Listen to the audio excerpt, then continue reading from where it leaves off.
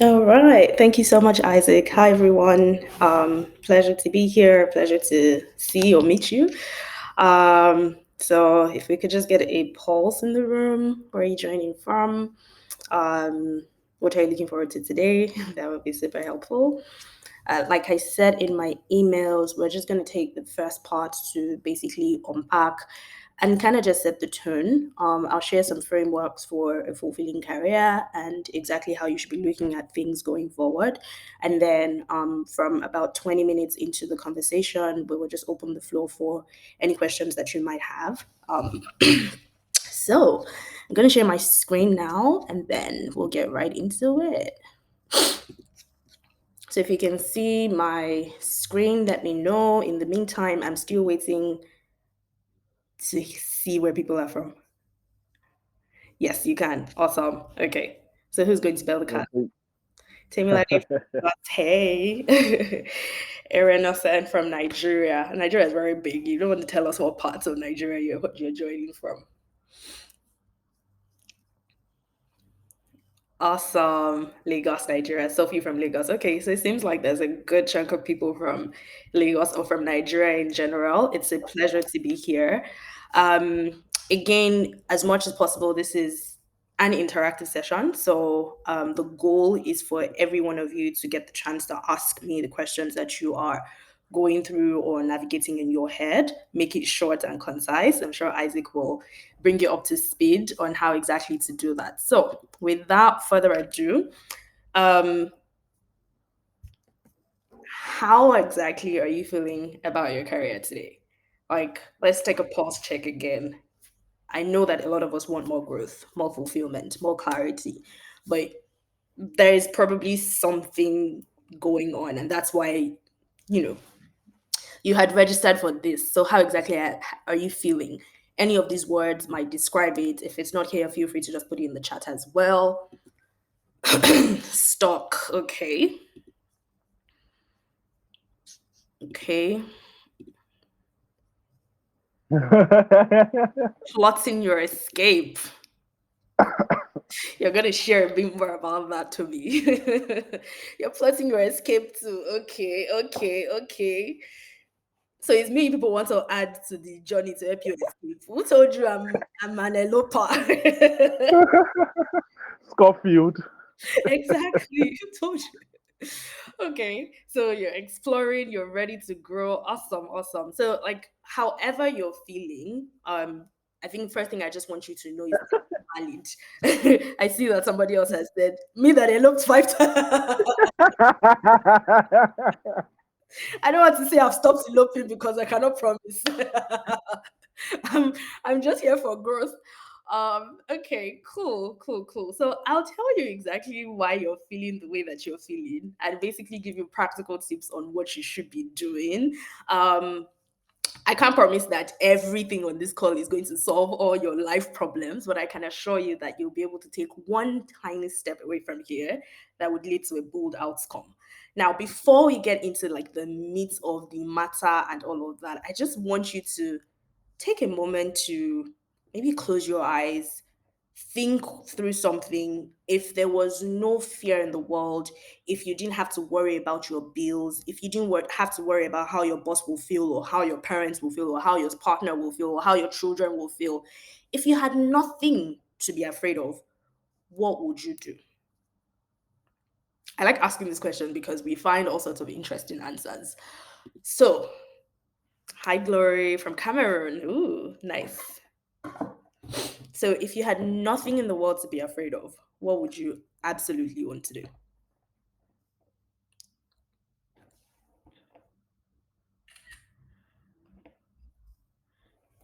I'll give you a moment to just think about that. I can actually can I give my own answer, or the co-host is not Please. allowed to give his answer? Yes, please. Maybe you would ginger some people. Yeah, I would love to just stay by a beach house somewhere, wake up in the morning and have the ocean about a few meters from me. And maybe the alternative to that is to live on a farm with chickens and goats and cows.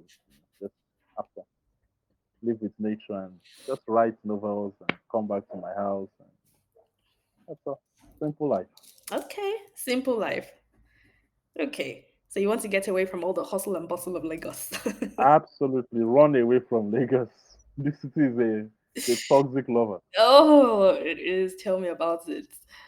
Okay, okay, okay. Just visualize, think about if you want to share here, that's okay. And if you just want to put it in the chat, that's okay. And if you want to just write it somewhere, um, please put it down.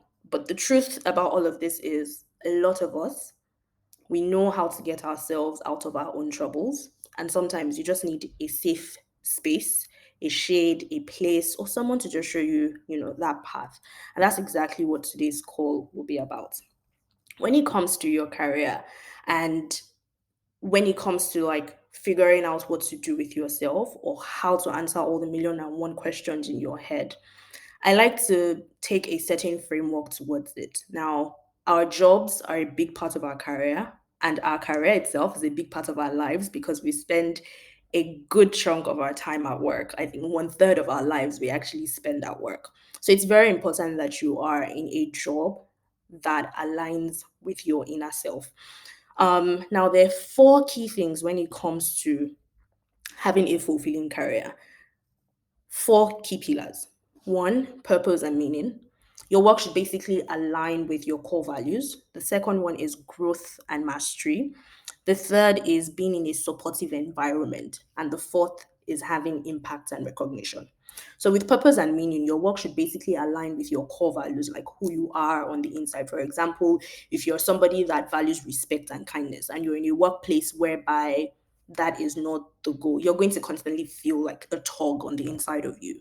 And that feeds directly into like being in a supportive environment as well, not just in terms of an environment where they're not toxic or anything, but where collaboration is valued, where people are respected, where your well-being is actually priority. And then there's growth and mastery. Growth is not just like titles, like I'm VP or anything like that. It's so much more. It's really about hoping that you are learning continually and that you're building a skill that is taking you towards career security. And then there's the final one, impact and recognition. Because after all this time we're spending at work, now money kill 'em, right? You deserve to be rewarded financially and through recognition for your contribution. Sometimes this might look like industry awards or things of that sort. There's times when you even see other people, and maybe you see somebody in a spotlight or whatever, and you think to yourself, I should be that person, or that could be me. So, what I'm going to ask as you go about your career and your life generally this time around is I want you to start paying attention. I want you to pay attention to the things that you are feeling. So, for example, if you saw something about an industry award and you say, hey, I should be on that list, pay attention to that. Because in reality, the things that you're feeling is actually your inner self calling to the next version of you. So instead of wallowing and feeling like, oh, why don't I have this? You should take note of that and then figure out how to get them. Now, we've talked about these four pillars, but the truth is, your job may not always give you all the four at the same time, right? And that's okay. You are actually not weird. It's great if you get all four, but you may not get all four. But the most important checker here is actually growth because growth fuels everything else. So I want you to take some time as well in the career that you're in right now, in the job that you're in right now, and rate it on a scale of 1 to 5. Am I finding purpose and meaning in this job? Am I in a supportive environment? Am I growing? Am I mastering a certain skill?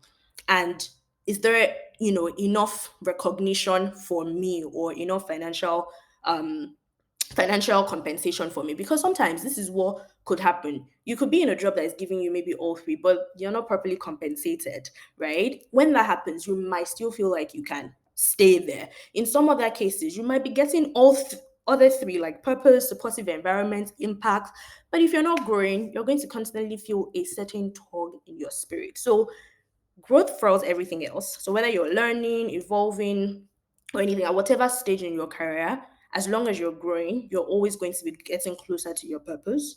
You're going to naturally attract better environments and opportunities, which invariably improves your earning potential. And so eventually you are working towards the life that you want to be at. So even if you're not earning what you want yet, Again, I want you to pay attention.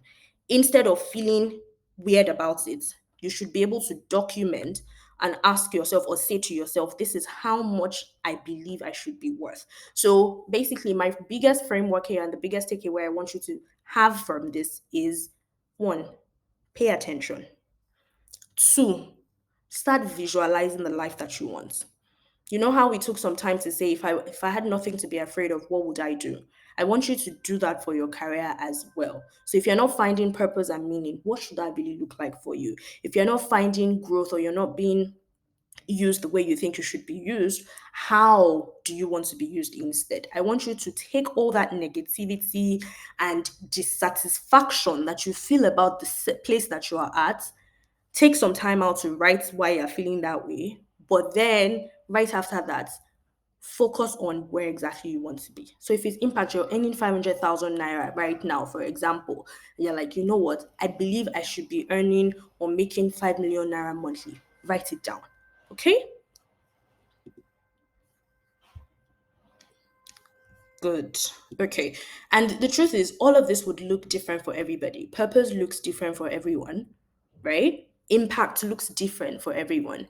Even recognition and rewards, they look different for everyone. Some people are fine with just being in a work environment where, but as long as at the end of the year, I get my 13th month bonus or whatever, I'm fine. Or as long as my manager does not shout at me and they actually give me like a thumbs up in front of everyone, I'm fine. So I want you to just know first, your career is yours.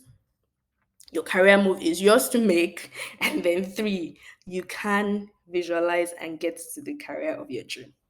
So, with that, I'm also now going to help you put this in context depending on what career stage that you're in. A good chunk of you here on this call are from different walks of life, people in tech, people in healthcare, people in finance, people in hospitality. So there is a wide range of people here, and we're all at different career stages. But let's break it down and really ask ourselves, where should we be at this point in time? This is very blanket, so once we start having and answering questions, we will get the context that everybody has and we'll be able to guide you into where exactly you need to be.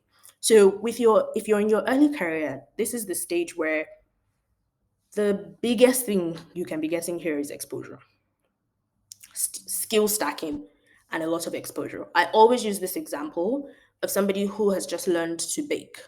And if you were going to have your wedding, and this person came up to you and said, hey, I'm going to help you and I'm going to bake this for you, you're obviously not going to pay that person like the highest thing possible. Or if it was a wedding dress, for example, a lot of women here would know a couple of homegrown designers like Vicky James or Maya Taffel. If you wanted to make your clothes and your cousin who just started learning how to be a designer, fashion designer, says, hey, I'm going to make your clothes and I'm going to charge you exactly what Vicky James is charging, yeah, probably going to think something's wrong with this, my cousin, right? So, based on that, this is why you need to reorient yourself depending on where you're at. If you're in your early career, you might be feeling these things. Like you might feel self doubt, you might feel like you're stuck, you might feel even underpaid, you might feel like you're not good enough. But I assure you, the best way to manage your energy in this stage is to focus on experimenting boldly, is to focus on building and stacking your skills. These will become transferable skills for you later on in the future. And they actually even become second nature for you, right? And you should invest in visibility early. So, one of the core skills that I learned very early on was project ownership. And so there's nothing you throw at me today, however big, that I'm not going to be able to break down into specific details. This is what we mean by skill stacking. And this is what we mean by transferable skills. So if you're in your early career, it's very okay if you feel like you are not sure what you should be doing, you're not even sure if this is where you should be. Reorient that dissatisfaction and remind yourself that you are exploring. In fact, you can say to yourself, I am exploring and I will figure things out. I am learning and I will figure things out. This is the point where you want to be, the core thing you want to prioritize here is to be in an environment that actually allows you to ask questions. There are no stupid questions. So you should be in an environment that allows you to shadow others, gain range, and just do. If you're not doing any of that now, you should be running. If all you're doing every day is filing papers for people or making beds, see, you're wasting your time. Cool. Okay. So we've addressed all the early career people, and I just want to remind you that you're not out of place. You're right where you're supposed to be if you're growing and learning. Now, for our mid career, this is anyone with 3 to 7 years of experience already. Themes that you'll have would be like you want a pivot, um, you're probably hitting a ceiling, you probably even have some burnout. You might even be feeling undervalued. This is the point where some of your friends, they're meta, some of your friends, they're abroad, some of your friends are doing their masters, some of your friends. So it feels like you're left behind, so to say, right? Again, pay attention to how you're feeling and let's take that on the inside. Use all of these small moves to gain real momentum. At this point in your life, I expect that you've gathered some experience already. So now it's a lot about intentionality. You want to prioritize the roles that actually bring you strength, that actually play to your strength and bring you into closer into your purpose and further along into a leadership path, right? So you want to seek environments that challenge you strategically, not just operationally. And the core question to ask here is, am I growing in the direction that I want to go? Imagine that you were driving from Lagos to Ibadan. There are probably one or two ways to go to Ibadan, right?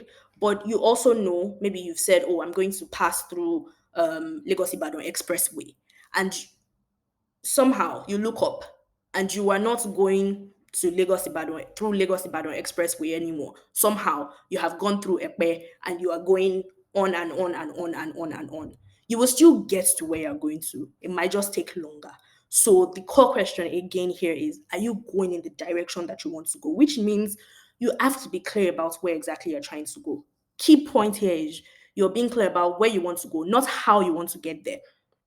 So you're clear that you want to go to Ibadan, right? There are many ways that you want to get to Ibadan.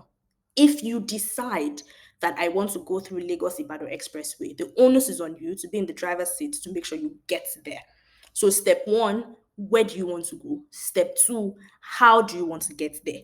Right? Those are the two questions you have to ask. But don't try to answer the how before you answer the where. Right? Focus primarily here on positioning your story, not not just like everything. Like at this point you have to be very intentional about ensuring that your experience is being sold in the way that shows the story that you want to tell. You should also be paying attention to the things that make you unique. Once you're in your mid career, it means like you have worked at a couple of companies and with quite a number of people enough that would be able to give you potential feedback and suitable feedback. So take the time to just find the intersection of what you are good at, what excites you, what solves a good problem. This is really your edge, and this is the thing that will like help you stand out as you go along in your career. And then of course, please surround your people, surround yourself with the people that are amazing as well, right? This is the point where you have to also be intentional about the circle that you have. You be intentional about like your work persona. Just pay attention. Are you learning? Are you growing? Are you going in the direction that you need to go to? And who do you need to bring along on the journey to really help you get there? At every point in time, you should be able to like audit your CV, audit your LinkedIn, audit your work. You can take some time to even audit your time at work. Take some time this week as you go into the coming week and ask yourself, what have I done today? What have I done on Tuesday? What have I done on Wednesday? You want to make sure that every good chunk, at least of the time that you put in at work, is trying to get you to where you want to go. Okay, cool. Okay, so mid career people, I'm sure you're getting it, right? Okay, so with that in mind, we're now going to move on to the senior career people. The core thing here, also at mid career, to mention is sometimes you're already doing a lot of work, so don't underestimate anything that you're doing. Now, if you're in your mid career, if you're in your senior career rather, it's a little different here. At this point, you are most likely going through like an identity shift. At this point, you are thinking about legacy building, how much more you can give back into the world. And so growth for you looks very different. It looks like multiplying your impact it looks like mentoring others, leading, shaping culture, and just looking for a way to help somebody that was once in a situation that you were in a couple of years ago and helping them get there faster. At this point, it's also about like building a lot of strategic powers, strategic influence, and being able to make decisions on the go. This is not to say that you can't make decisions as an early career or as mid career, but in your senior career, you almost then have no one else to question or like sense guess some of these things. And so you have to be a bit more confident in your decision making power. And the core question to ask here is if you're still growing, you want to go for work that actually honors your values, that actually amplifies your voice, not just your title. Because you can actually have a title and not be doing anything. I've been there. So at this point, you want to focus on redefining success on your own terms. You want to be able to leverage your platform to mentor, to consult, to build. You don't need to go and start a non-profit. That's not what I'm saying. But at this point, you're most likely going to be feeling the tug to give back, and you want to make sure that you can do that.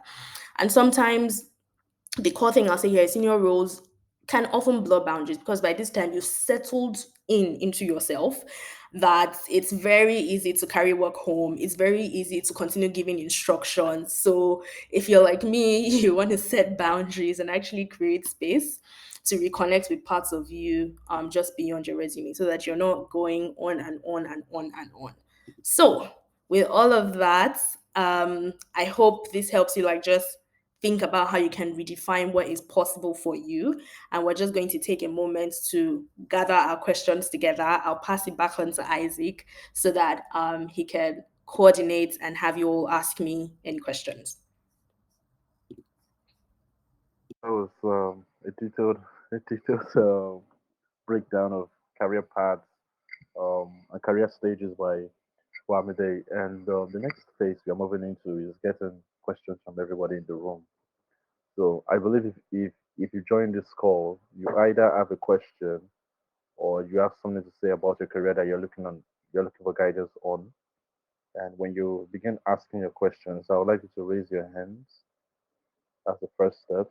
Raise your hands. There's an option to raise hands on your call, on this call. The second thing I will need you to do is when you're about to ask a question, you tell us what career stage you are at, whether it's on the early 0 to 3, and then or middle 3 to 7, and then senior, which is 7, 8 years upward, right? So when you do that, raise your hand, tell us what career stage you are at, then you give us your question, you provide as much context as possible behind it, so Wamide can give you the right answer. So, um, hands, guys. If you don't want to raise your hand, you can also put your question in the chat. That's also all right. So, who wants to go first? Hands, guys. I need to see your hands in the chat so I can call your name. Okay, I can see it. What's on the saying? Got it. Well, anyone else? Okay, so guys, just raise up your hands if you have a question or you have something to ask. You have a bit of, and then remember to follow the pattern. Your hands up, career stage, question, and context. Thank you. So, Oluwatomi, please, you can go first. You can unmute your mic and go first. Good morning. Good morning. Yeah, it's nice to be here. So just like you said, my name is Tomisi. I think that I'm in mid-career, but to be very honest, I feel like, well, if we count the number of years, I'm in mid-career, but then um, it just currently feels like I've had multiple early career in different stages, and if I personally feel like I'm still in an early career of some sort, and so I think my question really is I think that I feel like I'm at a spot that I'm not sure what step to take next, right? Because, like I said, I had to kind of start over where I am. So I'm in early career there, but then the number of years I have had in work should be like about 4 to 5 years now. And I still just feel like I'm not sure exactly what I'm doing or what next to do. And it currently feels like, oh, I'm just following the tide of what's happening where I'm currently at. I don't think I have a particular, specific job passion in context, right? I think that I'm interested in a lot of good things and impactful things, but then, some people they know that, oh, they want to be an accountant, and so they're going towards that. I don't think I have that kind of strictly outlined, goal or what it is I want to do or be. I just know I want to do impactful work. And I'm also interested in environmental sustainability, which is where I feel like I was headed. I wanted to do like advanced graduate studies in that. And I felt like that would have maybe highlighted, given me more clarity to the next step that I should take if I had gotten, say maybe like a master's or a PhD or something like that.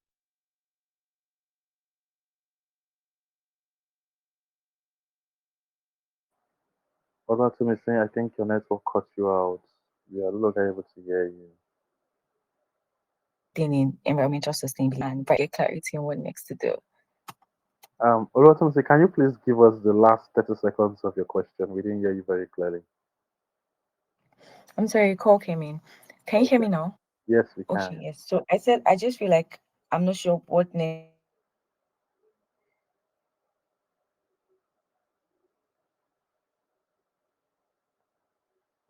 step to take. Yeah. Oluwatumisi. Can you hear me? Yeah, we can hear you now. I think another call came in again. Yes, we can hear you now. Please go ahead. Give us the last 30 seconds.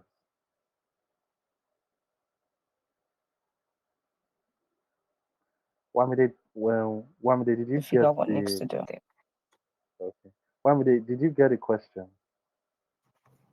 There's still a part I'm missing. After the graduate studies thing, I couldn't figure out if you got into grad school, if you applied. I'm not sure what happened in that period. Okay, sorry. So I did get into grad school, but then I can't go. So it's like I didn't get in, to be honest. Right. Okay. So I think my Uh, question basically is I'm not sure what next to do with where I'm currently at and how next, what step to take next. Okay. Why okay. didn't you get into Um, school? Do you want me to answer it now, or you're still taking questions, Isaac?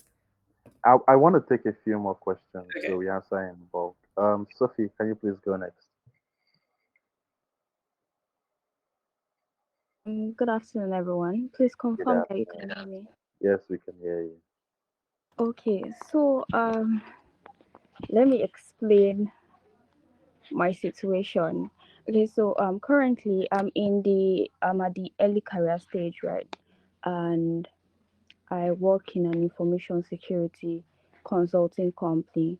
So we help companies comply to certain standards, right, in the information security you know line. But I just feel like I do not, because of the company culture, right? I really do not enjoy what I'm doing again. Consulting is very stressful. It's tasking. Sometimes I have to deal with over 13 clients like concurrently, you know, and still I have to build my knowledge.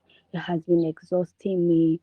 I I don't find it, interesting anymore. Like I don't find what I do like interesting anymore. I want something, tasking. I want something that, I don't just want, because what we do currently is just helping companies comply to standards. It's not technical that way, and I want something technical for myself. But the thing is, the time to now learn what is technical, there's no time for me. Like I get home and I'm exhausted. I sometimes subscribe for courses, I'm not able to complete them, and it has taken a toll on me. I don't know what I'm doing anymore. I'm just stuck. I go to the office and I'm not interested. I'm not like really interested in what I'm doing. I just have to do it. And sometimes I think of quitting, but I'm like, if I quit, how will I live? I don't know if you understand. If I quit, how do I survive? How do I live? So it has been a lot basically. So yeah, that's one of my question. That's one. How do I There is navigate more. this? I'll allow people to, take questions, and if there's time, I would say the No, next don't do one. that. Ask your questions right now, please. Okay. Okay, so another thing is, while trying to, okay, you know, when I said earlier, I said I want something technical for myself. Now, like, we're trying to now figure out. I think I'm everywhere. Also, like, I try to explore this, explore that. Like, I don't really know what I even want for myself. Yes, I want something technical. I don't want what I'm doing currently right now. But Wamide will understand this. So I tried exploring the Web3 space, and now I'm back to Web2. Like, I really don't know how. Uh, if I focus on the Web3 space, am I going to get what I am looking for? Am I going to achieve what I want to achieve? Or do I just stay in the Web2 space where I know that the job is sure for me? If I learn this particular thing, I'm going to get a job. So that has been, taking a toll on me as well. I don't know what to do. I'm quite stalked. And, sometimes it's just confusing, right? So basically, that's the second one. How do I navigate that? Yeah. Okay. Wamdi, I think you should answer the first and the second and third questions. So, I think so too. Okay. Well, thank you for sharing that, Sophie. I completely understand how you feel. You're basically overworked. That's the first analysis that I can give. You're overworked because working with 13 plus clients at once is definitely not the way to go. Now, I don't know what your company setup is like, but it sounds like you're going to need to have some difficult conversations, starting with figuring out how you can roll back on some of this work. Is it possible that you handle half of these clients? Because it sounds like you're doing even a lot more than what your role or your position should, what someone in your role or position should be doing. And I know it's typical of a lot of companies in Nigeria, especially, and everyone can just assume like, hey, you're gaining experience. And even I have said here today that in your early career you should be open to experimenting, but you should also pay attention and build boundaries at this point. So I think you need to have difficult conversations rather than piling on all of this work and thinking that you can manage it yourself. Do you have a line manager that you can talk to, for example? Yes, but my line manager is Connie, because I would say he's going to, whenever I go to, complain. It's not like I've not complained to him, right? But whenever I go to complain to him, he gaslights me and, tell me, don't worry, we're going to work on it. And the next day is assigning another project to me. Is there someone else you can talk to? Is there HR who's his manager? So I think they are both like the same, because Okay. Okay. honestly, Okay. because the HR too will tell you, I've the HR too have like gone to, tell them these things Mhm. before, and they will tell you, don't worry, we're going to speak to your line manager about it Mhm. and all. And once that conversation happens and I start like getting that feeling from him, like, that is leaving me out of like some conversations and everything like that, like trying to, get back at me. Sometimes you even tell me, if you like, go and report to the HR or something like that, you get. So that's why Okay. sometimes I just like don't do anything. Yeah. Okay. So we're going to go back to our four pillars here. And I want you to take some time to gauge how you're feeling based on all of these four pillars. One, is this within your purpose or meaning? Do you feel like you are contributing to something bigger than yourself? Are you learning? Are you gaining a skill that is actually bankable? A skill that you can take away from here and say, this is what I've learned, or this is what I can do, and things like that. Are you in a supportive environment? And do you think you're being rewarded financially? If the answer to like the framework for this is if all of your answers are no, or if you have like three no's and only one yes, then there's a problem. you should be aiming for balance of some sort. Already from this conversation, I can tell that I don't even think, I think it's no all through. Again, I don't know how much you're being paid, but you're overworked. And the reason why you're feeling the way you're feeling is also because you want to move, like you said, but you don't feel like you're able to do what needs to be done. So you're going to have to make a difficult decision. It's going to be time framed. How much can you save between now and X period of time? Um, can you then take some time off work, for example? You can even start small. You can take some time off, I don't know, 1 week, 2 weeks. I'm not sure what your leave policy is like. And just take some time out to just connect with yourself again. But what I want you to start exploring is the possibility of actually taking a break, a long, extended break from this. But I don't want you to be responsible about it. That's why I'm saying that. Think about what like your emergency savings or whatever should be, and then start working towards it. But the other thing, the bigger question is now like, where am I going to from here? That means that, and sounds like you need to do a SWOT analysis slash a career audit. I have a template that I'll share at the end of the session with everyone, and you can all like take a look at this and try it out. If you do a SWOT analysis, and I want you to be as objective as possible, not just thinking about the work in itself, because sometimes you have to really, really try to separate the dissatisfaction that you feel with work with the skills that you're learning. The fact that you're dissatisfied doesn't mean you're still not learning something. So I want you to be able to figure out what those skills are. What are people coming back to you for? What do they say you're doing well? And all of those things. Do a SWOT analysis. And by the time you're done, the template is set up in a way that actually helps you plug things together. Like you would see the overlaps between strengths and opportunities. You'll see overlaps even in your weakness and things that you need to improve or work on. And I think once you're done with that audit or analysis, you would know, you will have an idea of what to do next. You might not, the entire picture might not be clear, as is for everybody. Trust me, even I still don't have the entire picture clear. When I started career coaching, I didn't think I was going to be hosting an AMA soon or anything, right? So that I'm just trying to say that most times your next two steps are actually more important than the entire big picture. So I don't want you to overwhelm yourself in constantly thinking, I don't know where my career is going. That's okay if you don't know where your career is going. But what are the next two things that you can do? So if you say, for example, you know what, let me explore a certification instead, that could work. Or let me join a big four instead. There's like a ton of opportunities and things that you can do with the skills that you've already gained. Your skills are bankable, your skills are transferable, and most importantly, there are options. If there's anything that you take away from here, remember there are options. You might not know what it is, but I assure you, once you start to do a SWOT analysis and dig deeper, things will start to bubble up and things will start to come up for you. Another tip is this: sometimes when you're not sure about what you want to do, sometimes you already know. You've just not been paying as much attention. Go back to the things you've been bookmarking on Facebook, on Instagram, on Twitter, anywhere, things that you screenshots that you take. Take a look at all of those things. That's already maybe things that you thought at one point, oh, I could recreate this, and you're just like, I don't know when exactly I'm going to do this.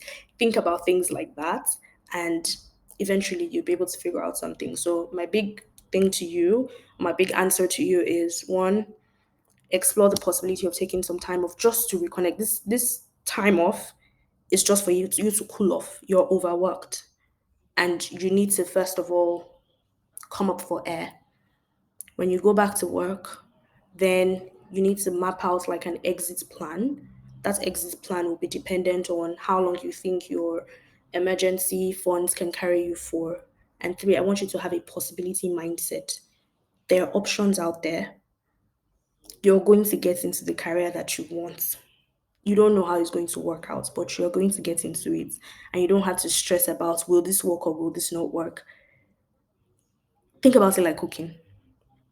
Your food is not going to be sweet if you don't put salt in it. Your food is not going to be sweet if you don't put Maggi into it.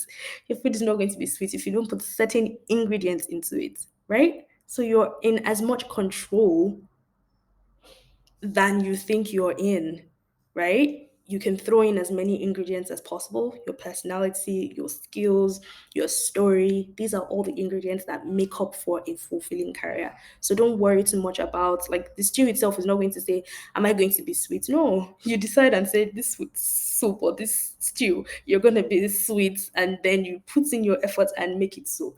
That's exactly how I want you to take your career. You decide that you're going to have a fulfilling career, and then you go after it.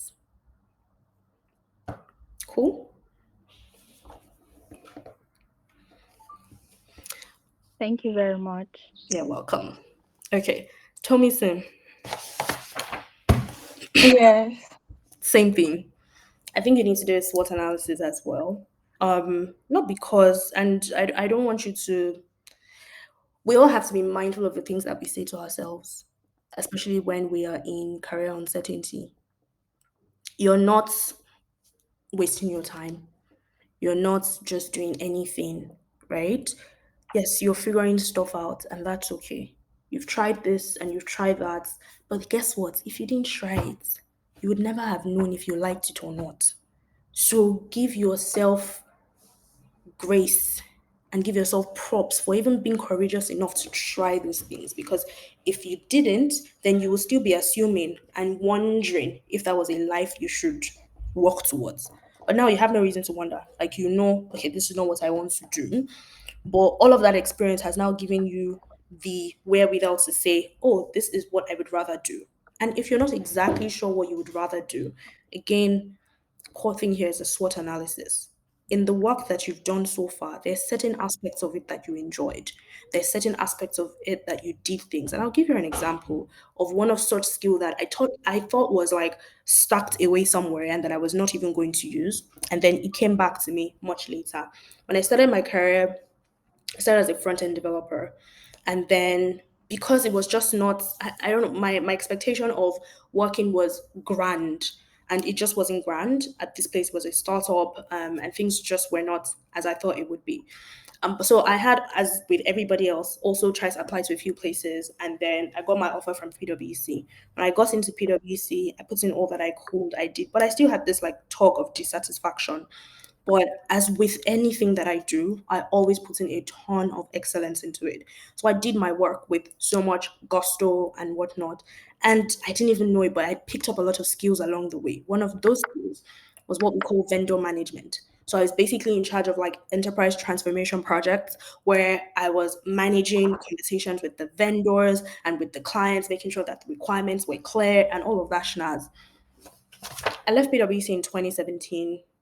I went to business school, and then I went out to help build a startup in 2018. And then in 2020, that particular startup where I was also had another sister company, which was an energy company.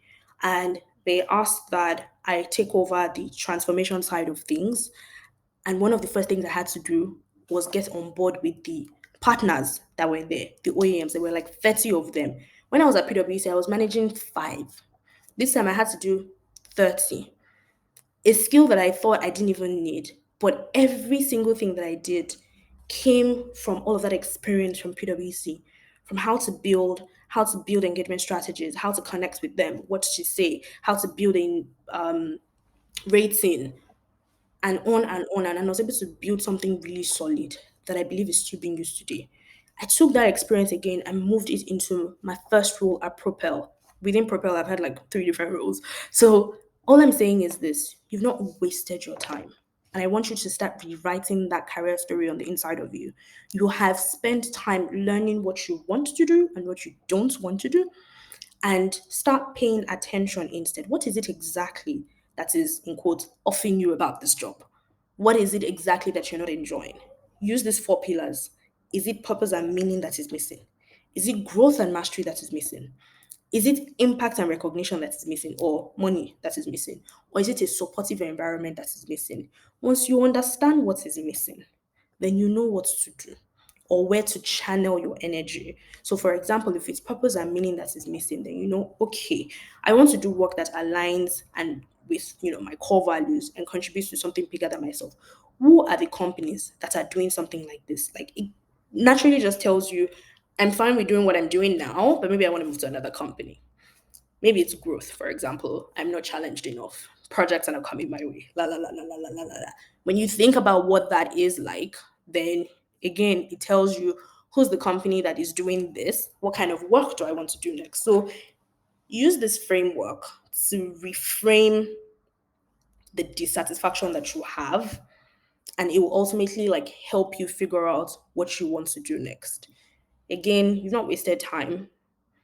You're in a phase, and everything that you feel is really just your inner self drawing you to the next place that you should be.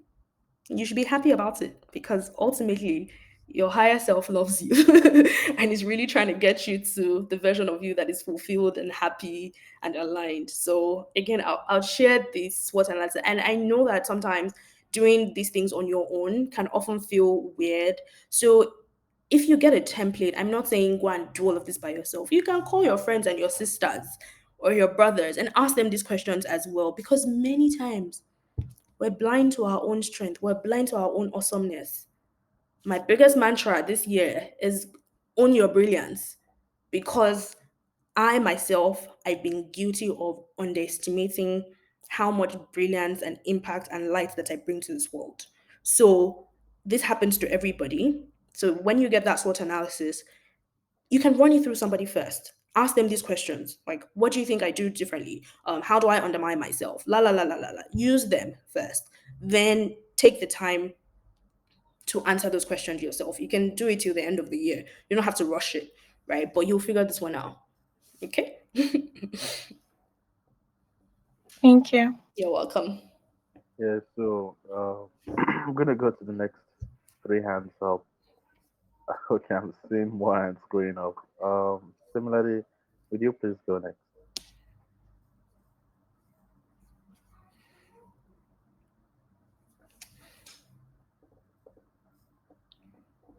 Similarly, Adu, are you there? You need to unmute yourself.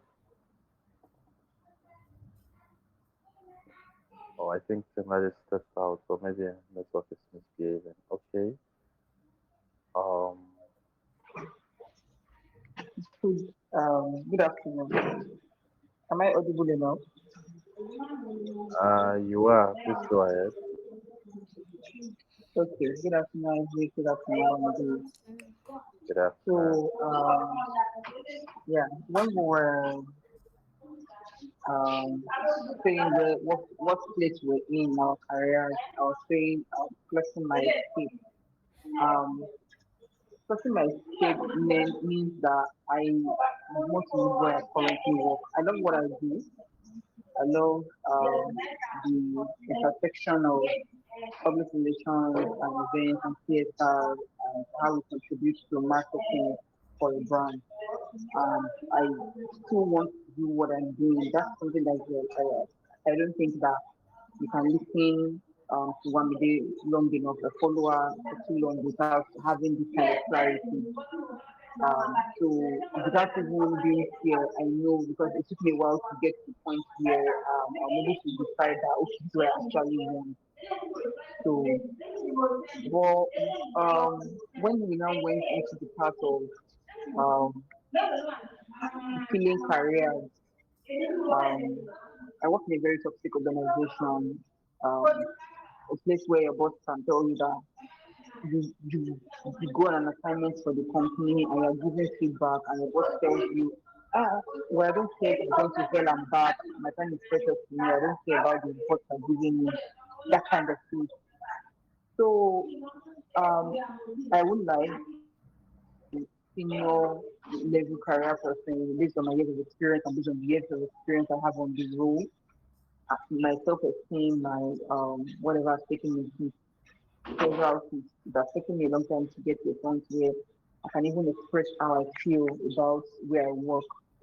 Um, Before I started working here, I never felt like I didn't know what I was doing, or maybe I was like I used to feel like I was the best in the room, or maybe when I'm not the best, I can get to do the best by learning what I wanted to learn.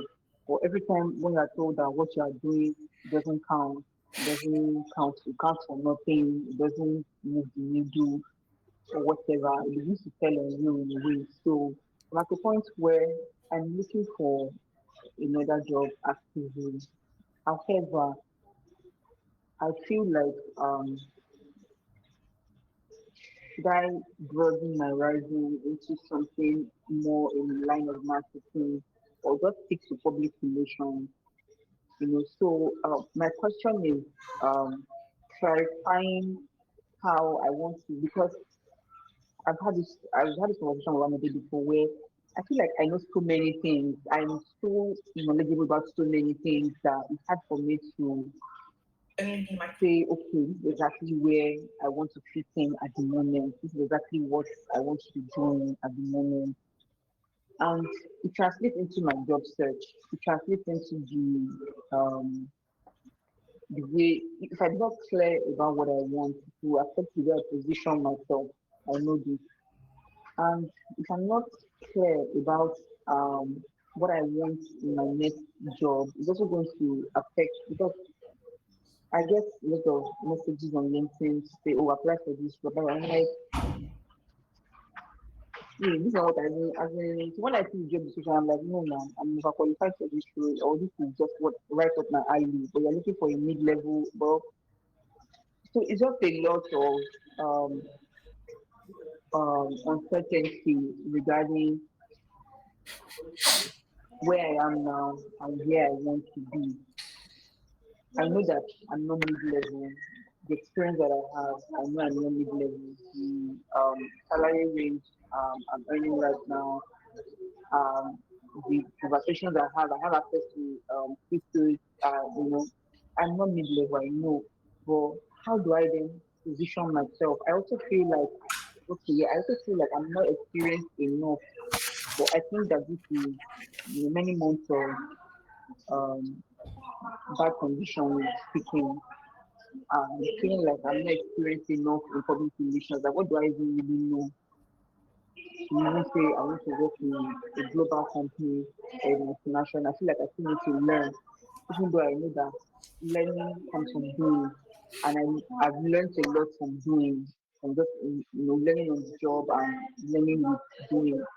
So my question is, how do I clarify my position now, knowing that I'm good at public relations, I'm good at CSR.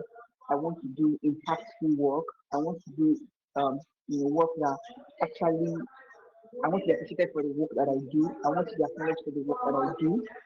I want to see the impact that my work is making in the company, in the businesses, and even in the communities that we work with or the people that we partner with.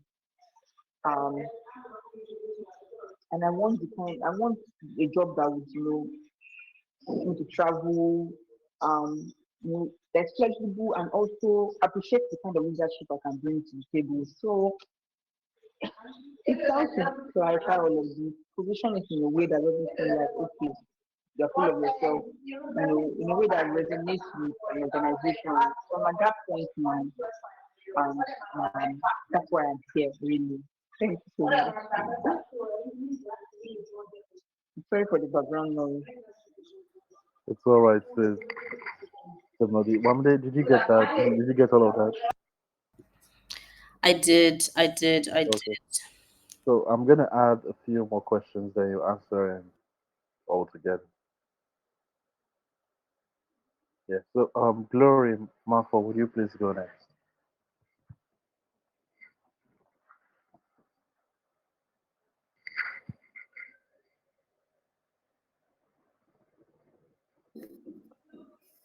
Please, can you hear me clearly? Yes, we can hear you clearly. Okay. Um, so thank you very much for this AMA, Wamide. It is very, very helpful. Only already what I'm trying to think about with regards to how I feel just at this stage of my career. So I also have a couple of questions. And the first one is that I'm at the mid-career stage, but also I feel like there's different layers to me that I want to bring together. So I trained in media and journalism. Um, did it for undergrad. I did a graduate program in international communication and media. And really, my goal was to settle, was to focus on media on the continent. And also I do a lot of writing, like creative writing and editing, and I work in music and talent and all of these things. So I've sort of been doing them very separately. And like during COVID, when I was doing my masters, a lot of people were coming to me to like just support them, mentor and coach in creative writing, especially with poetry, because I was one of like the pioneers for spoken word poetry here in Cameroon, and we would travel around and do spoken word in different cities, and we had like troops and things like that. And so people would come to me during COVID, and we would work on writing and poetry and spoken word and things like that. And I felt like, okay, I could grow in this thing and turn it into something where I am teaching and mentoring. And then after COVID, there was grad school, and then I finished that. And there was academia. Academia just has a way that it sucks the creativity out of you, especially in the context where I was doing it in the middle of COVID and lockdown. So a master's program that had to take 2 years took 3.5 years. And so by the time I came out of that, I did not feel like being a creative anymore. I was like, okay. And then I came out of that, and I got into a job in media. And I've been going in media. But I feel like, okay, I'm trying to find a way. Can I bring these together? Can I find something that harmonizes media, writing, editing, platforming talent? And then in my work in media, I also gained skills in like funding, grant management, and other things which I wasn't expecting to do in a media role, but I was doing. And so now I'm like, I have all of these skills, and am I just supposed to find one place, like one grant making job and just stay there, or one media job and just stay there, or one writing and editing job and just remain there? Is there ever a possibility to bring all of this together? And do I even still have the authority, quote unquote, in the field, say, of writing and editing that I used to have? Because I just set that aside to focus on this other thing. And now I feel like, who's going to listen to me? I am so 2020, and nobody's really heard anything of me in this space since then. So that's the first question. What is my best shot? Just niching, like pick one of the things I'm good at, stay there, grow there, maybe do the other things on the side. Or should I continue maintaining hope that there is a way to bring all this together and find a place that can allow me to bring all of that together? That's the first question. But now the second question sort of throws everything again out of context, because I I recently got married, and now I'm in transition because I'm out of work. I had to leave the job I was doing because I have to move abroad with my husband. So I have to move to the US. And now I just feel like my life is turned upside down. And I mean, I had conversations about this, and I was like, no, whatever you want to do, will support you, all of that, which is nice. But now I'm getting all of this advice like, oh, where you're going to, remote work is not really the thing here. Everybody's going to office. You would have to find something. And then, the economy, job security, you have to prioritize job security. What you're doing, you might not be secure in it today. You might have a job tomorrow, they let you go, and so on. It's so expensive now. So focus on doing things that will give you job security, like nursing. And I'm like, excuse me, my people, how do we now move from here to nursing? And I'm just dealing with that tug, like, okay, I might have to pivot into a completely new thing. because of just the space I'm entering into, and not even feeling like I have the ability to break through in that space in this media thing that I've been doing, because media has a lot to do with context. If you enter a new country, a new environment, and you can't really function in communication and media if you're not familiar with the context, which means I might have to go back to grad school so that people can take me seriously, and that's a whole other expense which I don't think is possible. So I might have to do something else for a long time before I'm able to come back to media. I'm just in that space of limbo and wondering, do I have a shot?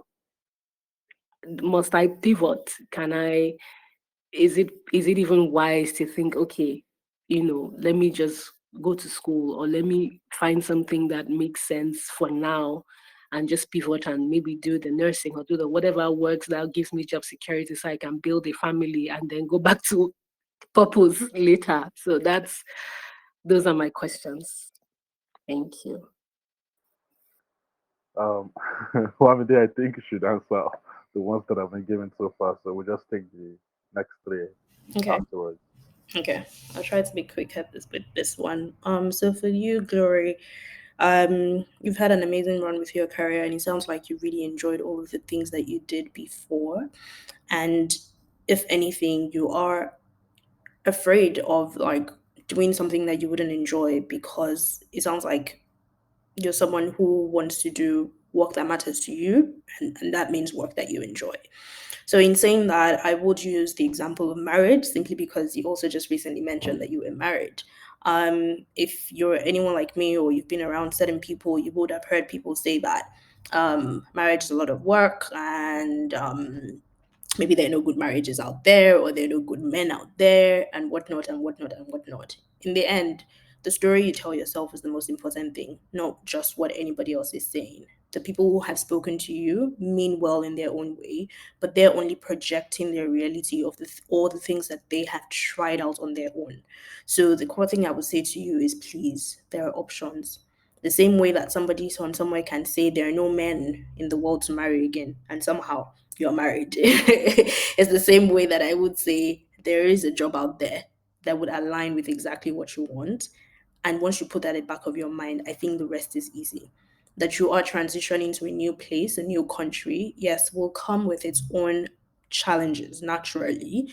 But I want you to try to turn around that so called disadvantage that you think you have. For every disadvantage that comes your way, back it up with three more advantages. So, for example, if you feel like, hey, I'm gonna need to start over because I don't have the context of the US, and all of my work has been in Cameroon or in a good part of Africa, then the advantage there is that you have experience in Africa. The advantage there is that you have local context that most people in the US would normally not have. It does then mean that there could be a company somewhere, and like it's great that you even have some grant funding experience, because it does then mean that there could be some sort of social impact company out there that is looking for somebody that has this and that and that and that, and you would make a good fit.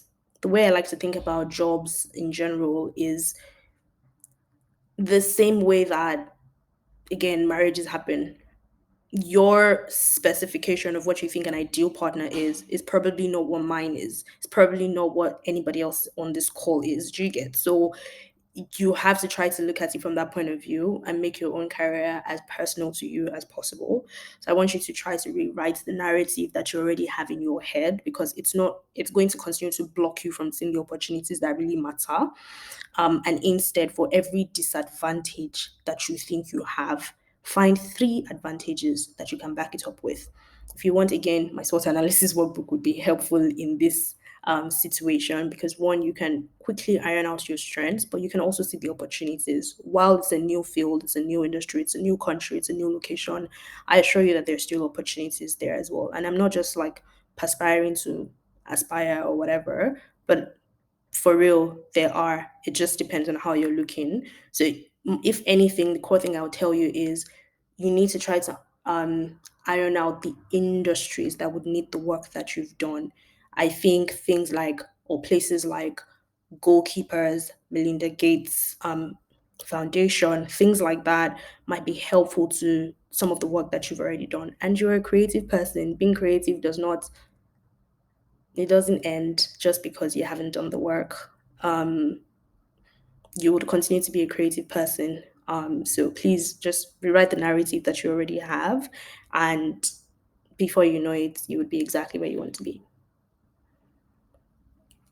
Now for Tammy, the summary of what I would say that I can hear and feel from what you've shared is basically that you want more. You want more, you want more, you want more, and that is valid. I think you're putting too much pressure on yourself on trying to overthink. Am I clarifying my position? Have I done this? Have I done that? Have I? Let's leave all of that first. First, define what more means to you. You've said it here, like more work recognition, more impact, a job that allows you to travel, that is flexible, where you can contribute in leadership. Let's start with just identifying what your like dream career or next dream job would be. And then two, what or who is in your circle? What circle are you in? So I do have one question for you, Tammy. Is there someone right now that you admire in Nigeria?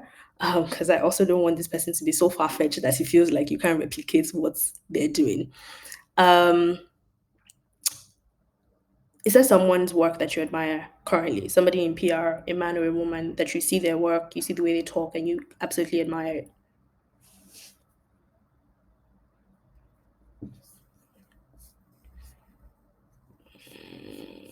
I'm just going to, yes, you believe so. Okay, so I want you to take some time to study that person. Look at the way that they talk, look at the projects that they've worked on, look at the place that they've worked at or the places that they've worked at, and start figuring out how you can, I'm not necessarily saying like mirror their lives, but I want you to also be conscious about getting out of an environment that is not helping you get to where you want to be, but doing it as strategically as possible. I know you can't just hop and leave because you have bills to cover, you have responsibilities, but in all of that, you can still be mindful about where you're trying to go. So, for example, if being in a not toxic environment is important to you, then you need to start ironing that out. But if you understand the responsibilities and things that you want to do next, it helps you a lot. Now, I agree there is a lot of work to do in reclarifying your position, but I think there is a bit more internal work to do first before the external side of things. So this really looks like asking yourself the hard questions. Am I already doing the work? I am I already doing the work that will get me to my next level? Like there's something I learned when I was at PwC, which was basically working for your next level. And so if you were like in level 3 now, you find opportunities that allow you to do work for level 4. So by the time you're in level 4, you're not like starting from scratch or things like that. I want you to be a bit more aggressive about doing the things that help you get to the next level. So really, what does the next level look like? You know what it looks like on the outside, like the kind of work or like recognition, impact, what the job allows you to do, but what is the day to day? So that's why I wanted you to take an example of somebody's work that you've seen or somebody's work that you admire and try to draw out what you think their day to day looks like and basically ask yourself, am I doing this? If you're not, then it means you need to be looking for opportunities to do that. My other way to navigate being in a toxic environment again is to have my own career North Star. This is essentially what I'm trying to have you do with this person in PR that you will admire. So I'll give you an example of a toxic workplace that I was at. They didn't, yeah, toxic largely, right? But here's the thing, you have to constantly drag yourself out of those situations.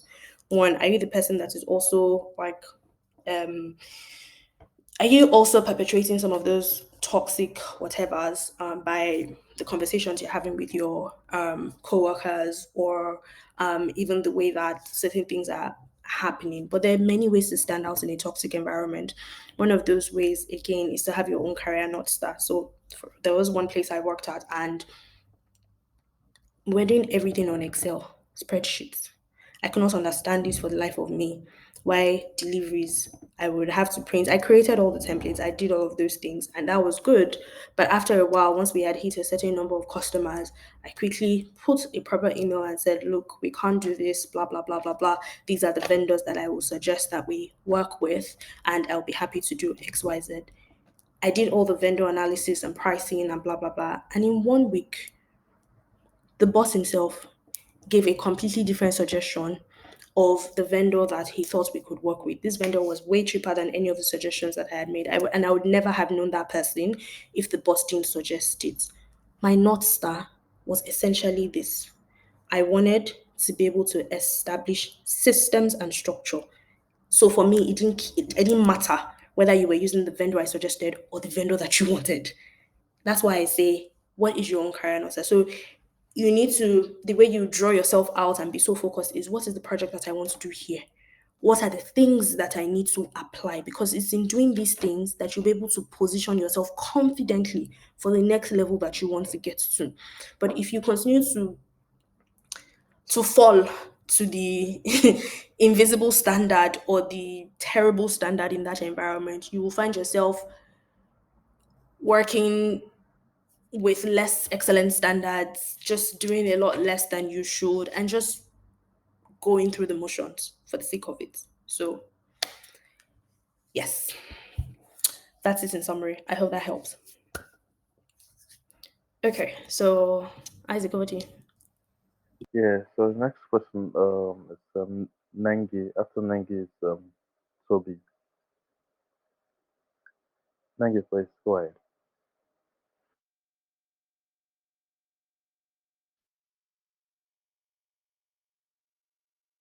Hello, can you hear me? Nengi, are you speaking? We can't hear you very clearly. Yes, I am. Can you hear me? Yes, we can hear you now. Okay. Hello, everyone. Hi, Wamide. Okay, so I am in. I would say I'm in two. I can't remember what it was called, but I'm in two career levels. Um, the first one I'm in is the mid career, where I've spent about 5 years in a specific field. Can you still hear me? Sorry, my network. Yes, yes. Okay, the first one I'm in, I have about 5 years experience in a specific field, but I want to pivot or sort of have already pivoted in some way. And that one I'm in the entry level. I actually have just like an internship right now that I just started about 2 weeks ago, but I fully want to be in this field. Now the thing is, the one with the 5 year experience, it's obviously going to bring me more money. I'm starting a new role in a few days. It's going to pay me more. It's going to pay me more, so I can like just pay my bills basically. While the other one is, I know strongly this is what I want to venture into and be doing. So in a matter of days, I'm going to be sort of juggling two jobs. And I don't want to, that thing where you're maybe handling too much and then you're giving mediocre work and then you lose every opportunity in your hand. I don't want that situation. And I understand the value they both bring, but I'm struggling with how I can juggle both. I can deliver value on both and also plan a good and strategic exit from my 5 year field into this new one. So the internship ends at the end of this year, and then if performance is great, it will be a full-time position. So that's it. Okay, so that sounds like you're basically trying to figure out if you should take this job or not. So I've taken it. I've taken it. I haven't started. I'm starting in a few weeks. Okay. But already have this internship in this new role that I in this new field that I'm trying to enter into. So Okay. my question is sort of guidance and yeah, go ahead. Yeah, so like by the end of the year, you would probably now have to choose whether you want to continue on the internship retaining part, yeah, and this one. Sort of, but I'm hoping the choice won't come that early and I'll be able to juggle both so that I can save more and all of that because yeah, because like for 3 months I was out of work, which I don't regret because it allowed me to do some introspection and actually just rest a bit. For 3 months just earning won't be enough to save. So I'm hoping I can have the choice doesn't come that early. So yeah. Okay, okay. So I mean, I think you've been brave enough to even make this pivot in the way that you have and already landed a new position. I don't know what fields these are and how far apart they are. So do you want to share a bit of that? Okay, the one I have more experience in 5 years, that's in HR. The one I don't know, it's say I have pivoted to, I'm pivoting to internship is product management. Okay.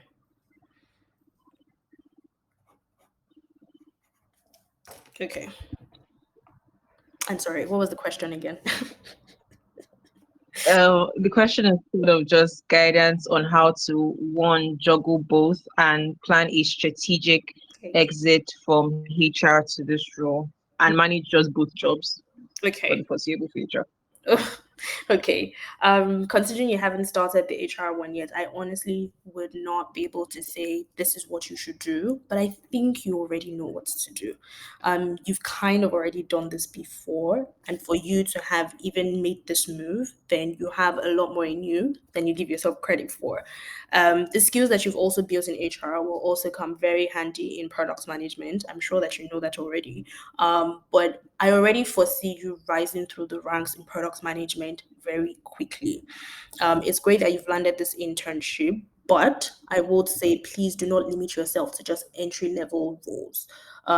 Get comfortable. Like if the internship pans out, great, but I don't think that should be your only option in trying to pivot into product management. You can very well look out junior product management roles or even mid-level product management roles.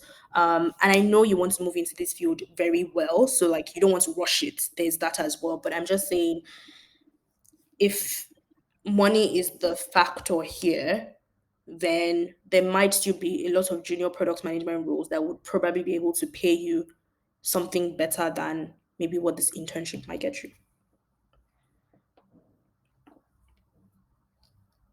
Okay, so are you saying after the internship I should look outwards for better roles so that I can even leave this HR role and really focus on this new field that I'm in? Yes, because you already have a narrative in your head that like I have to do this before I can come up, but I'm telling you, like, you're already here.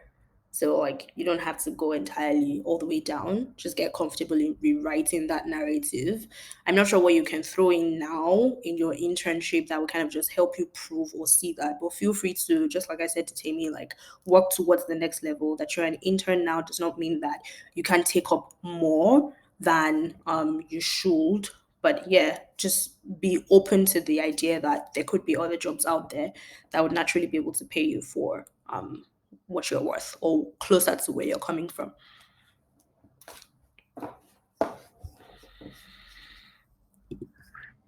Okay, I All think right, thank you. you're welcome.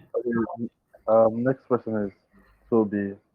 So we'll take Toby, have you had that for a while? After Toby, then we have Ivanosa. Toby, please go ahead. I work in non-profit communications, and I currently am in a mid career level, but I would say, to be honest, my job description is more of, I mean, my role is a senior level role, but I work very closely with upper level management. So I not only manage the day-to-day communications tasks, but because I work in a space that is very unstructured, very small, I have to double as a lot of different things. So as I'm working as head of comms, I'm also juggling IT roles. I'm also doing grants level management. I'm doing grants writing proposals and things like that. And I would say I call myself a very versatile person because there's almost nothing I don't know how to do. And starting out in my career, that was a very helpful tool because it helped me to scale faster, helped me to get opportunities even out of my regular 9 to 5 role. But I'd say now it has become a serious problem for me because I'm constantly overworked, sometimes out of scope, a lot of times out of scope.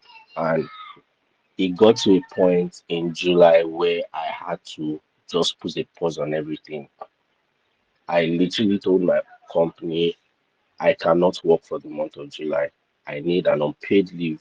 I need the whole month off. And if you do not give me this month off, I am going to resign. And they gave me that month off. And it was a month of clarity for me, mostly because I had thought, oh, I was going to use the month to double down on my job search, try to find roles, but I really discovered I was even too tired to think. And at that point, I was just like, you know what? The whole of July for me, I will sleep, wake up, eat, sleep again. And when I have the time, I'll be able to think about my career and what the things are troubling me are and how I'm able to resolve them. And what that did for me was I was able to put a pause on things. Of course, the office was in shambles, but I didn't care. It was very interesting to see that just 30 days out of the office meant they couldn't function without me. And it was very sad to see because how do you build structures around just one person being the one that keeps things running? For me, it doesn't really feel progressive. So I've had that problem. But when you were talking about the value that your job brings you, purpose and meaning, growth and mastery, and all those things, I would say, funny enough, as chaotic as my workplace sounds, the only thing that I don't get is a pay that is commensurate with the work that I bring. So every other thing is good because I've been able to learn so much. I've been able to scale up. I've been able to get promoted to like three different roles. And even though I complain about a lot of these things, I see the positive in it because I get friends from within the industry across different organizations call me to say, come, how are you able to do this? Like, I am struggling in this particular aspect and I'm able to support them. So that kind of gives me clarity to say, okay, so it's not like I'm not succeeding in my role. It's just there's too much noise for me to navigate through. Um, a few years ago, my company decided out of the blue to create a tech product. Like I mentioned, we're a non-profit company. So exactly. So it seemed very out of pocket. And the way I found out was, oh, hello, Toby, please join this meeting. We're building a tech product for gender-based violence survivors. That's kind of the niche we work in. And, we have a developer, XYZ. And I was like, oh, that would be nice. So do we have a team that is going to manage it? They were like, oh, yeah, you're managing it. The developer is coming on the call in like 5 minutes. And it was shocking for me because I didn't know anything about product management. But eventually, I was able to work on the project. I was able to bring the app online, and I saw an opportunity into either transitioning into product management or transitioning into product marketing. I had started with product management, but I looked at it. Money is a very important factor for me, and I didn't want to transition without and then lose a few steps of growth that I had been able to make. So for me, my questions are this. Right now, my company is trying to, work on updates for the app, and again, I'm still in charge of it, but I'm looking at it as an opportunity to fully pivot. So how am I able to first of all um, create clear boundaries between myself and upper management to be able to push back on a lot of high level tasks that they give me to do. The problem is not me being able to do them, it's that it eats into my actual day to day. And secondly, how do I transition into product marketing without losing too much of the career progress that I've made over the years? I think I'll stop here. Thank you, Amil. Yeah, that's a very good question because I know a few people are also going through the same thing. versatile and yet now trying to lean in on one thing and become really, really good at it and get paid for it. Before Wamdi goes ahead to answer the question, I would like Irenosen to also ask the question so we can answer both together and then drop a few words before we step outside.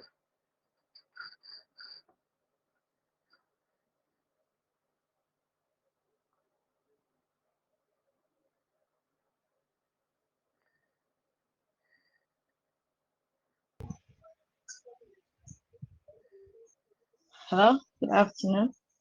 Good afternoon. Okay, thank you. My name is Irenese. I would say that I am in the mid-level, you know, on the career ladder. Yes. So I won't say this is a question. I'll just state, how I'm currently feeling. And I don't take it as a dilemma, but yeah, I'll just say how, what my concerns are basically. So for me, right, um, there are a lot of things. So I've been in this career path for over 2 years plus, right? And I started off mostly as um I'll say entry level because previous to that I had worked as an intern and also grew up the career ladder also to product growth executive. But I transitioned into corporate strategy, which I started out 2 years ago. 2 years ago.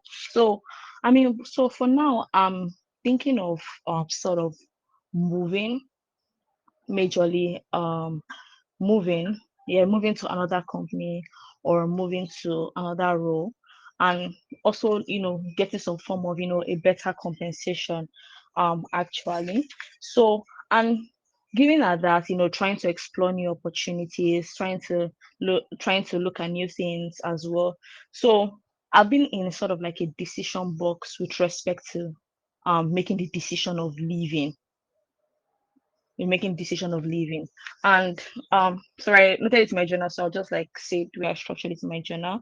So firstly is that I sort of have a fear that there's still a lot that I need to learn, right? There's still a lot that I need to unpack. But I still feel like I'm always this spiral every time where I always still feel like, oh, there's still a lot to learn, maybe stay here for some time. But at the same time, I think for next steps, I think I want something better in terms of maybe compensation as well as even, overall working conditions as well. So I always just feel like, there's still always something to learn as well. I know that there's always something to learn, but and I also still feel seen as entry level, um entry level, even in terms of tax giving, in terms of engagement. That's what I sort of still perceive, that I'm still seen as entry level, and there's just still always something to learn as well. Then the second thing is that as a person, there's still like some other things that I want to do. Well, there's still some other things I want to do maybe on the side in terms of impact work and some other personal things that I want to do. But I feel like I do not have time to actually do these things, because most times, oh, I close late, you know maybe I'm home by 8 9, obviously I'm tired, I want to sleep as well. So it thing just stress me, so I'm always in a box of stress, I mean, I've taken some time off. I took some time off in September, and also I felt ill, so that was also a good time off as well. In late, so basically the whole month of September, I was practically off, actually, both sickness and you know um annual leave as well. But I'm still resuming. I still feel that burden. I don't still feel I don't still feel that comfort that I felt like in the previous 2 years, um 2 years as well. And also in terms of even looking for new opportunities, looking at my role, I see some opportunities here in Nigeria, but I don't think I've seen opportunities. When I mean that is, these are the opportunities that I would like to pursue. So I mean, I spent some time checking. There are so many jobs that you see. Oh, this is available. I'm talking about the jobs available now on display. I don't I don't know. I don't just see jobs that relate to me, or maybe I've not searched, but I know that I've actually put in a lot of effort towards searching. But I don't just see, some very, very good opportunities that I think it's something that it's worth applying. So most times it will be like, oh, maybe switching into investment, associate, or switching into venture capital, or switching to just taking my transferable skills and moving it onto maybe another industry, another sector, altogether, right? And also in the box of decision, I'm also thinking of going for my masters as well. I'm thinking I'm considering an MBA. I mean, putting out some applications, here and there. So I'm just in that whole box of what to do next, that I'm just trying, so many different things, so many different. Then another thing, another reason, in terms of not wanting to leave, what is that I feel like there's just a subtle feeling that, I might disappoint, my current leader, that, maybe they've trained me for a long time, now you want to decide to leave. I just don't. I feel like that's what sort of have sort of hindered, my leaving. So there's just this, you know, under subtle feeling. Yeah, I'll call it a subtle feeling as well, that I'm going to disappoint as well. But I know that I truly want something better in terms of compensation, in terms of even work, my whole work structure and everything, because there's still some other things that I want to utilize my time for. And also I think, and also in terms of learning as well, like I said, I'm always in a spiral of always thinking, there's something to learn. Let me stay more. Let me stay, one more year. There's always I just feel like, there's always something to learn. But at the same time, I'm like, will I really learn everything? And at the same time, there's also feeling that, I feel like I know enough. But at the same time, there's also feeling that, there's still a lot to learn, just wait more. And all, that whole spiral, yeah, that's just my situation. Yeah. Thank you. Okay. Okay. So it sounds like you and Toby are the champions of taking a whole month off work. I'm very jealous. I joke, I joke, I joke. Okay, so here's the thing for you, Evernothing. You sound like you do a lot, and you are interested in doing a lot. That's fine.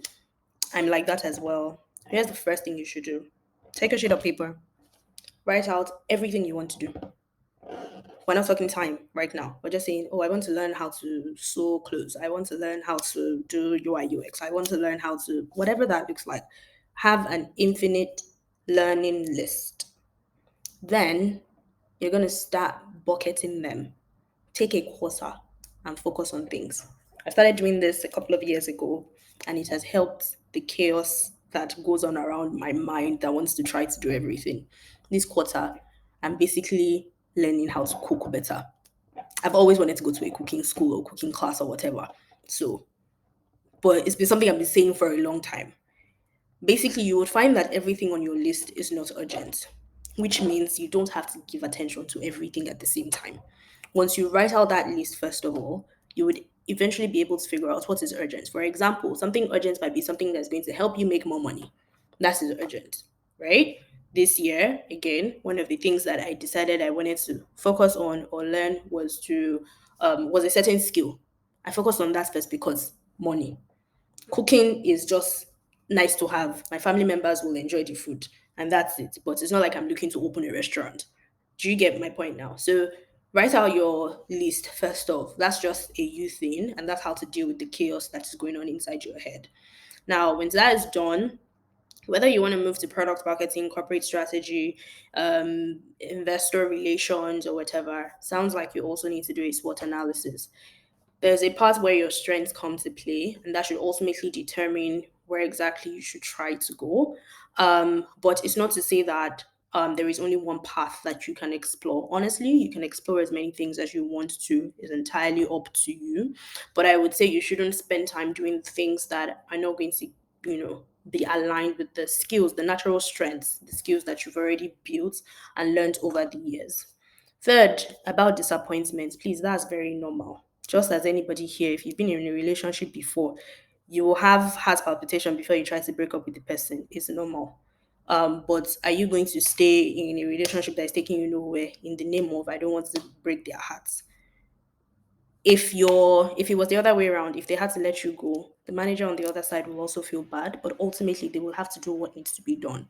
So when you think about these things in terms of what do I want for myself, it makes the decision a lot easier because you are not working just for the company, you're working to build your own skill or whatever. And that's why you have to have your own North Star.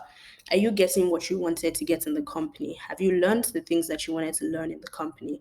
I've written a blog post, a newsletter post about this a while back, so I'll make sure I'll share it once I'm sharing the recording with everyone. When you think about things in that perspective, you would know exactly if you still need to remain and for how long you want to stay at this particular company. I can't say right now if you should do A or do B or do C. So what I would just suggest is that you do some reflection with subset SWOT analysis. And really, something that helped me really, really start to own some of my brilliance as well was also asking other people. So people I've worked with, from vendors to managers to peers to other people that were even below my grading codes, just ask people what they think of you, and some people will be able to give you a perspective of what to do as well. So in short, deal with your chaos by doing a brain dump and then use that to figure out what is urgent, what brings me money. It just depends. What are you looking for at this point in your life? Is it like more money, more joy, more freedom? And you would easily know what you can prioritize. So you can use like a quarterly thing to check, because that's 3 months, so that's more than enough time. But if not, you'll be trying to do everything all at the same time, and you'll find that at the end of the year you haven't done anything.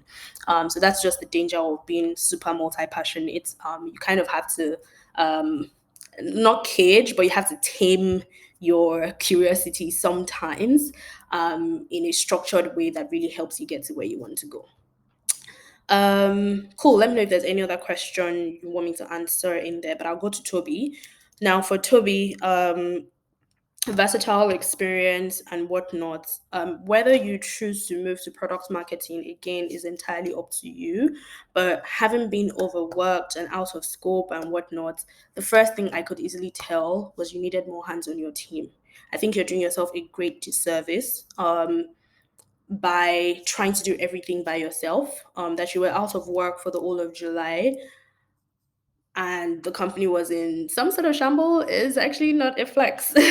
So you want to make sure that at this stage of your career, you need to kind of build another Toby within the organization.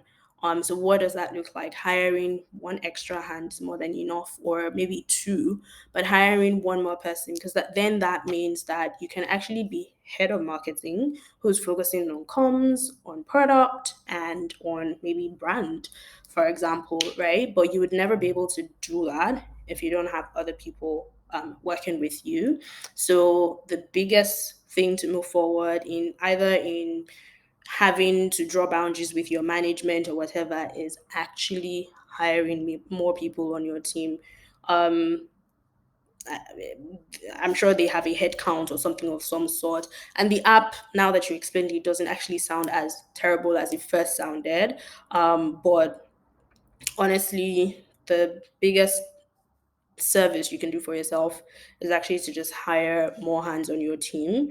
That way you have some more sanity and freedom of mind to actually take the strategic decisions or conversations that you want to, and then you can dig deeper into product marketing. You've handled comms for so long, so by now you should actually have playbooks that you can hand off. This is what I've done as well. Where I've worked, I start out as like sometimes the sole um contributor doing all of that work. But for everything I'm doing, I'm laying a foundation, I'm writing playbooks, I'm figuring things out, I'm writing templates, I'm putting them into an SOP of some sort somewhere. And then I go ahead and make my first hire. I train that person for 2 months, 3 months, and then I can basically hand over things to that person. Yes, decisions will still come to me. What should I do here? What should I do here? But you see, the day to day, that person can handle it. I've done this for 4 different teams and it's worked for me tremendously. So I definitely know that moving away from this level to this level is really just plugging in more people into it. And that's what you need to do.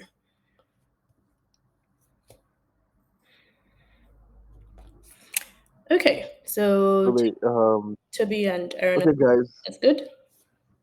Yeah, I believe that that's good. We don't have any more hands up, so Wamide, How do you want to wrap this up? Okay, so let's just put into context a lot of the things that we've heard. Everyone is at different situations, but a good chunk of us are kind of in this clarity direction. How should I position? Should I pivot, or how should I reinvent myself? Basically, I will just summarize this way and say if you're looking for clarity and direction, please stop being worried. I want you to really, really, really pay attention to the narrative that you're telling yourself and stop feeling as if you don't know what you're doing or like you're rigmaroling or you're going around in circles. Just view this stage as an experiment. And sometimes your career is not necessarily a straight ladder. Take it for somebody that has switched careers 5 times and has definitely felt like she didn't know what she was doing, right? So please accept like whatever is going on and stop fighting. All of that thing on the inside of you making you feel like you don't know what you're doing is really just your inside asking you to pay attention to something else. So please pay attention, but stop being worried and lean into what you love, right? Think about all the work that you've done. Think about the things that gave you joy. If possible, do a time audit this week. Think about how you're spending your day to day, how you're spending your time at work. Think about the activities that are bringing you some sort of spark and the activities that are not, because ultimately that's something you either want to run away from or you want to delegate depending on what career stage that you're in, right? Just remember, you yourself, you are amazing and you are your own competitive advantage. And then if you're like feeling this whole thing about like growth and positioning and all of that, there is some inner work that needs to be done. Some of my past clients, my one-on-one clients I have worked with, I actually do a lot of like internal reflection and internal reorientation, because sometimes the barriers that we have on the inside can also like hold us back from positioning properly and really just taking ownership in the way that we're supposed to. So I want you to please build some self-awareness. It could be through coaching, so you can feel free to still reach out to me if you want like a one-on-one coaching. I'll be more than happy to support you. It could be through affirmations as well, and I'm not saying that you have to do this for like the entire year, but a month or 2 weeks. There was one client that I worked with who was a teacher, and she really wanted to be a UI UX designer. She had started, but like she hadn't plunged into it. She had been through mentorship programs, she had been through all sorts, and she was just like rigmaroling for like a whole year. So when she came to me, I could already sense like this person was so far away. They wanted something, but they were so far away from positioning themselves in that way. And what we started first was with like mindset reset. So for like 3 weeks, she was going over these affirmations and really just rebuilding the stories that she had told herself. When she did that, when opportunities started coming her way, she felt more confident to put herself out for those opportunities. Remember, teacher moving to UI UX designer. So we're not even saying that she had it all figured out. Anyway, she left like a 50K job, teacher job, and now she's earning 500K. It's been what, like 6 months or so. So this is just to say sometimes the thing that you want is so close to you, but the small moves that you have to make sometimes start from the inside, not just from the outside. And in fact, when you find that you're applying for jobs or you're doing these kind of things, it actually means there's like a tug on the inside of you that you need to figure out. So once you figure that out, you will know what to do, whether you need to like reskill or upskill, whether you need to make your work more visible and things like that. Positioning is kind of like how people look on their wedding days. Sorry, I'm going to use a lot of marriage and cooking analogies because everybody can relate to those. So it's kind of like how a bride or a groom, your shining teeth on your wedding day. That's positioning, because on the inside of you, this is something you've probably looked forward to and you're super excited, and your entire body, your entire mind, your entire soul just aligns in that way. So that's how it is as well when it comes to your job. I want you to start rewriting again the narrative that you have on the inside. Start with some internal work and then start making small moves to where you want to go. Also remember, walk towards the next level. You don't have to wait for opportunities to be handed over to you. I've written this in my newsletter over and over and over again. Stop waiting for opportunities. Take things by the horn and try them. For example, there was one time it wasn't like I even felt like I was stuck in this role. I was doing fine, but there was an inbound that came to me, and I passed it on to the commercial team, and they, said, okay, this is what it's going to cost and whatnot and whatnot. But somehow that conversation still came back to me. I basically told that client, look, I'm going to do this with you, but you have to pay right now. This is the amount, and we're not going back. They tried to negotiate, and I just stood my foot down. This is me that hadn't had a commercial negotiation, or I didn't even have a commercial title. Anyway, long story short, I pulled that client in. We got our payments, we got our job done, and 2 months later, I was basically heading the commercial team. I didn't even think it wasn't necessarily what, but somewhere in my own personal notes that I had written that I wanted to be able to manage more revenue related work. So in many ways, trust me, when you start thinking about like your next level and you start looking at what you can do next and you can start just taking ownership of these things, you will definitely make that leap. And then if you're still feeling like you want to reinvent or like you're pivoting, I really, really love what Nengi has done in just trying to move from HR to product management. That's like super courageous, and you've taken so many steps already to get you there. You started with what's in your hand. So that's why I was saying that you don't have to like go all the way down, because honestly, you already have a lot of the skills that you think you need. So I want you to just like try to not think I have to start at the bottomest, because you really don't have to start at like the very end. A lot of the skills that you've gained where you are or in the work that you've done can be positioned differently. I'm trying to work on some sort of resource that would like help people start seeing like opportunities. For example, if you did maybe admin or something, you can easily transition into operations, like how you can just rewrite the narrative from some of the things that you've done, but it's still in the works. But I'm sure that if you sit with yourself and maybe even Claude or ChatGPT, and you feed in some of these things, you'll be able to get some solutions here. But this is where I would try to draw the curtains here today. You can also download my SWOT workbook. The difference between what you'll get from me and if you went to do this on your own is basically we've put in a mapping side of things, so we can easily tell you if you have maybe more strengths or weaknesses here. This is exactly what you should do about it. So you would easily know what to do. But most importantly, with this workbook, you'd be aware of your own potential. You can make smarter moves and you can stop second guessing yourself. A good chunk of us are still at that phase where we know we want more, but you're constantly second guessing yourself. And to move past that, it just comes from like being really aware of your own potential. So if you use the code AMA, you get 50% off. It's just $3. So honestly, it's already super, super, super cheap. But I'm even still giving everybody who's on this call a 50% discount.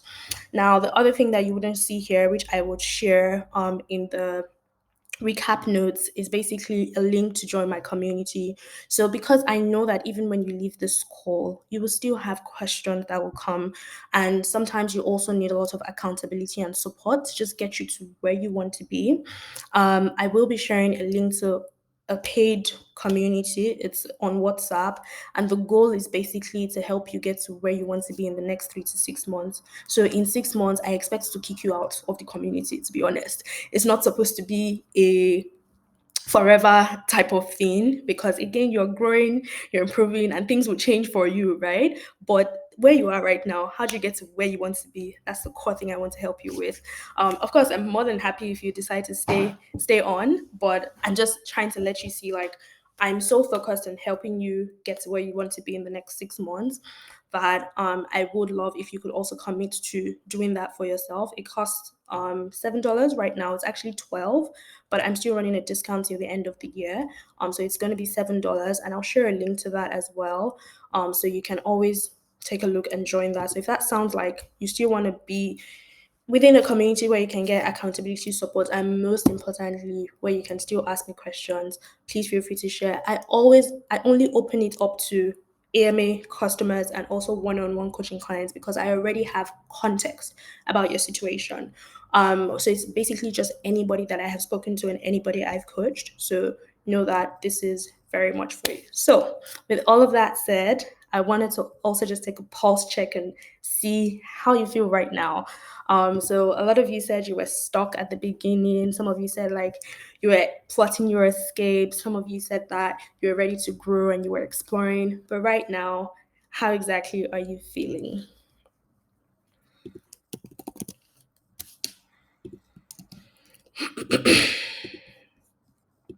You can leave that in the chat, or you can also unmute your mic. Either is fine. Yes. Okay, I've also shared the link to the SWOT workbook. So if you just follow that link, you'll be able to get it. Remember to use the code AMA, or you may not. You can actually pay the full price. Feeling supported, you have more clarity on what you need to do. I love that. Glory, you're feeling very hopeful. I love that. And can I say, Glory, what you feel is also coupled with just having been newly married. I'm not sure if this happens to everyone, but it happens to me as well. In fact, I resigned where I was working, and I'm only sharing this story because I see we now have like 3 more minutes left. I resigned. I tried to resign from where I was working, even though I didn't have anything planned, because I felt like I was not in the right environment and I didn't want to bring that baggage in quotes into marriage. But eventually I got that job back and in 1 year basically turned things around. But it's just to say, at this stage, sometimes there's that sense of I'm stepping into a new version of myself and you just want everything to actually work out well. So just know that it's a phase and you'll get through it. So yes, I love that you're hopeful. Okay, how else is anyone else feeling? You've all done something amazing today. Thank you for taking the time out of your Saturday. I'm super proud of you all, but I want you to be proud of yourself. You have what it takes to get to the next level. You already have what you need within you. I want you to start owning your own brilliance. So the path might not be entirely clear, but you're definitely going to get there soon. Awesome. Is the link an updated version from last year? Now, I don't, if you can just share with me what you have, but yes, I think it might be an updated version. Isaac and I have updated this one. Love it. I love all the clarity everyone has gotten. This is why we termed it clearer and not crazier. So you see, you're clearer, and that's the most important thing. But if you do have any more questions and want more support, please feel free to join the community as well. I'll share the link over the weekend. So thank you all and enjoy the rest of your day. Yeah, bye guys. Thank you guys for all coming around with us this afternoon, and we'll see. You will receive the recap and all links promised in a recap email. It should come into you very shortly.